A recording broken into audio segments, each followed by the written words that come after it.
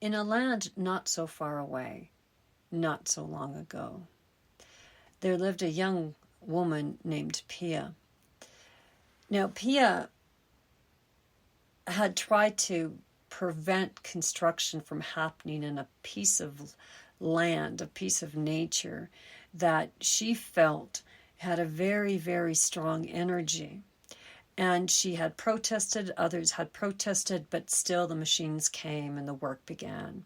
And so Pia visited the site, and already to her it was a devastation. Some of the mound, the sacred mound that had been there, had been cut and chopped in half.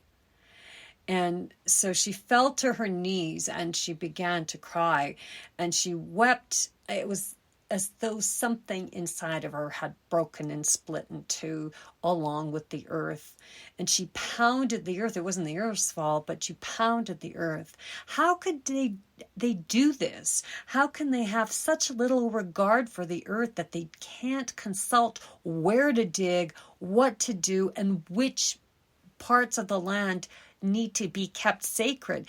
And she wept and she cried until she fell to the earth, and she hugged this now scar in the earth with her arms and cried until she cried herself out.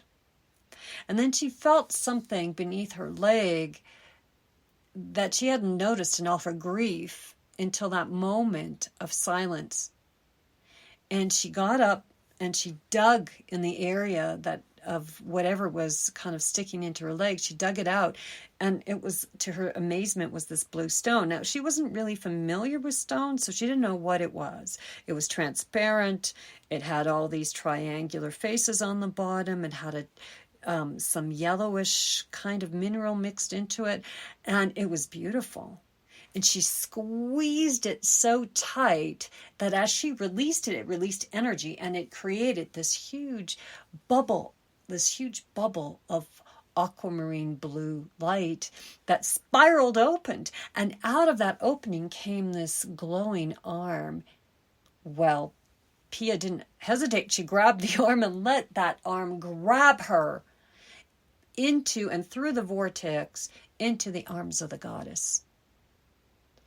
And she wept in the goddess's arms. And the goddess said, "Daughter, what's the matter?" And she said, "How could you let them do that?" And the goddess said, "I always say yes." And "I can't understand," said Pia. "I can't understand." And she wept some more. Well, the goddess said, "Perhaps you can help your people remember the earth. Remember the oneness with the earth. Remember how to have dominion with it. Remember how to commune with it and communicate with it, to find out where are the appropriate places to build and how to build." And Pia said, yes, I want to do that. How do I do that?" And the goddess rocked her in her arms and sang, and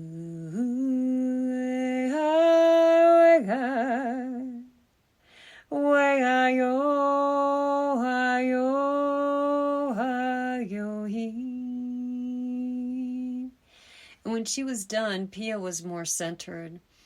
And then the goddess gently took Pia's brow and she pressed it to hers. And she filled her instantly. She filled Pia with memories of matriarchal societies, memories of dominion with the earth, with the elements, memories of Lemuria, where people had many gods and goddesses, but they were very aware of the goddess in her many forms, and they were very aware of that divine feminine in themselves. They respected and honored the earth. They were in dominion, or lived in dominion with the earth. And when the goddess was done, she lifted her brow. Pia caught her breath. And the goddess blew that knowing into that aquamarine, and she squeezed it back into Pia's hand. And they sat together a moment in silence. And then, and only then, was Pia able to hear what the goddess had to say. Be my lantern, one of them. Be my lantern. There are others out there. Be my lantern and carry my message and my light into your world. Pia nodded, even though she was uncertain how she was going to do this. She thanked the goddess, they embraced, and Pia left through that vortex of blue light back into her reality, back onto the earth. And she flowed the love of the goddess and her love of the earth into the earth. She flowed that ancient memory of being in harmony and dominion with the earth into the earth. And then and only then did she get up. She squeezed that aquamarine, took a deep breath, and made a commitment that she would be a lantern for her light, and she would spread the message of how to have dominion with the earth, how to remember our oneness. And then, and only then, did she step forth back towards her hometown. Only this time, with a more focused, greater purpose. And that, my friend, is the end of the story for now. Sajan. Ooh-ay-yo, hi-yo, ay-yo, ho-hey, ah-woo-way, ah-woo-way, hi-yo, ha-woo-way, ah-woo-way.